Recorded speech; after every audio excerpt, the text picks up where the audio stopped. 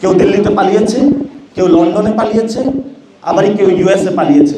এগুলো তো ইতিহাস আপনারা জানেন। এখন একটি শব্দ আসছে ১-১১। ১-১১ কেন আসছে? কারণ বাংলাদেশে যে সিচুয়েশন, এই সিচুয়েশনের মধ্য দিয়ে সরকারি দল, বিরোধী দল একসাথে বসার কোনো পরিস্থিতি নাই। রাজনৈতিক দল, বহুদলীয় যে গণতন্ত্র বলা হচ্ছে, বাংলাদেশে কখনো বহুদলীয় গণতন্ত্র হয় নাই। যদি বহুদলীয় গণতন্ত্র হতো তাহলে বাংলাদেশে ১-১১ মতন পরিস্থিতি সৃষ্টি হতো না। একটি রাজনৈতিক দল যখন ক্ষমতায় যায়, সেই দল ক্ষমতার মধ্য থেকে এই সংবিধানের অধীনে জনগণের উপরে যত ধরনের অত্যাচার করার প্রয়োজন সে অত্যাচার করে।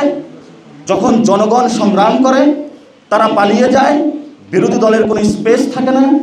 এবং বাংলাদেশে যেই সরকার এসেছে, এই সংবিধান চালিয়েছে, অনুযায়ী দেশ চালিয়েছে, তারা বাংলাদেশ থেকে পালাতে বাধ্য হয়েছে।